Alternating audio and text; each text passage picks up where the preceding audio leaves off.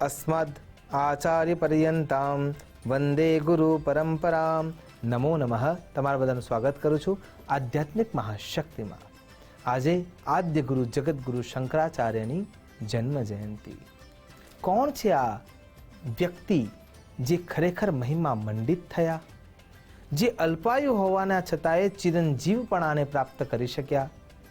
ખરા અર્થમાં જો કહેવા જઈએ તો ચતુરામનાય ચતુરપીઠાય સંસ્થાપક નિત્ય તથા નૈમિતિક યુગ્માવતાર શ્રી શિવ સ્વરૂપ ભગવદ પાદ શંકરાચાર્ય, આ તમામ વિશેષણો જ્યાં ઓછા પડે છે અને છતાં પણ એમની ગાથા એ સમયના પથ્થરો ગાય છે, અત્યાર સમયના વિદ્વત પુરુષો ગાય છે અને તમામ દિવ્ય તેજોમય લાવણ્યમય ઋષિઓના હૃદયમાં જેમના ધબકારા વહી રહ્યા છે એ કોઈ અન્ય નહીં, કેવળ અને કેવળ આદ્ય ગુરુ જગતગુરુ શંકરાચાર્ય મહારાજ।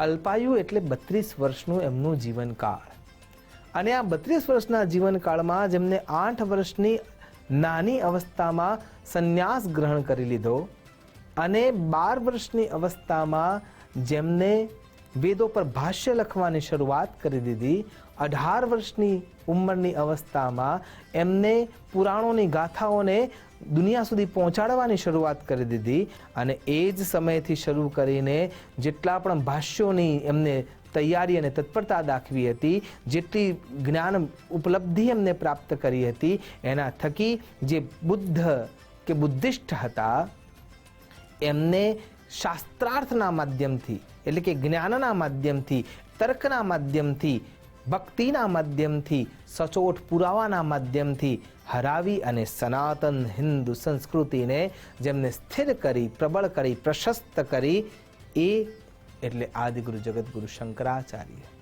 ચાહે ભગવતીની આરાધના આપણે કરી રહ્યા છીએ અને એમાં જ્યારે ચંડીપાઠનું આરાધન કરી રહ્યા છીએ કે કોઈ પણ દેવી અપરાધ ક્ષમાપન સ્તોત્રનો પાઠ કરી રહ્યા છીએ કે અન્ય દેવી તત્વની આરાધનાના મંત્રો આપણે જ્યારે લઈ રહ્યા છીએ, ભગવાન સાંબ સદા શિવની આરાધના કરી રહ્યા છીએ, એમાં વેદશાળ શિવસ્તવ હોય કે અન્ય દિવ્ય સ્તોત્રો હોય, વિષ્ણુ ભગવાનની આરાધનામાં વિષ્ણુ સહસ્રનામાવલીના પાઠ જ્યારે તમે કરી રહ્યા હોય કે પછી ભગવાન શ્રી ગણેશની અનુકંપા પ્રાપ્ત કરવા માટે તમે તત્પરતા દાખવી હોય, પૂજા ક્રમ, વિદ્વત ક્રમ અને સાથે સાથે સેવા પ્રગલ્ભતાના ક્રમને જે પ્રશસ્તતાથી બતાવે છે એ આદિગુરુ જગતગુરુ શંકરાચાર્યના સિવાય ચાલી શકે એમ નથી અથવા પ્રશસ્ત થઈ શકે તેમ નથી।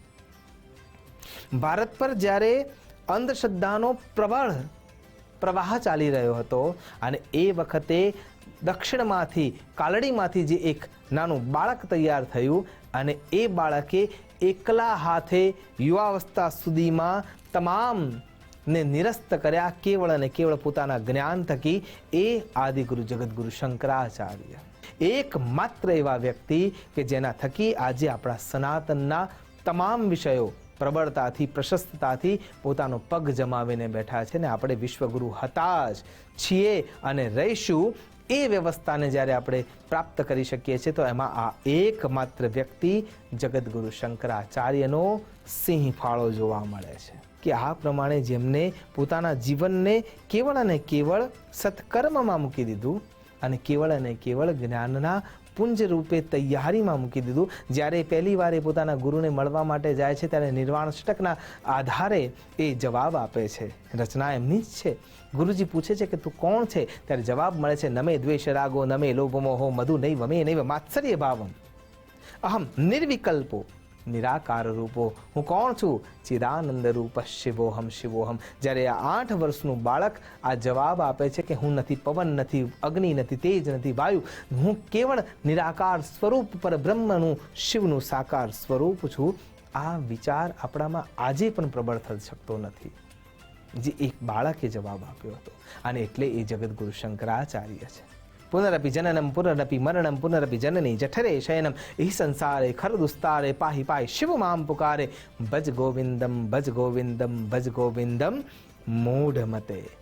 જ્યારે એ વ્યક્તિ 92 વર્ષના અવસ્થામાં જઈને વિચાર કરે છે કે હવે મારે વ્યાકરણના નિયમો શીખવા છે, અને એ વખતે શંકરાચાર્ય સ્પષ્ટતાથી એમ કહે છે કે હવે કેવળ ગોવિંદનું નામ લો, કેમ કે આનાથી તમને લાભ નહીં મળે, કેમ કે તમે વયોવૃદ્ધ થઈ ગયા છો અને હવે તમારે જીવનના અગ્રભાગના અંદર જવાનું છે, જે નવું જીવન મળવાનું છે એના માટે તૈયારી કરવાની છે, તો કેવળ ઈશ્વરનું સાનિધ્ય લેવું જોઈએ. આમ જે સ્પષ્ટતા આપે છે એ જગતગુરુ શંકરાચાર્ય છે.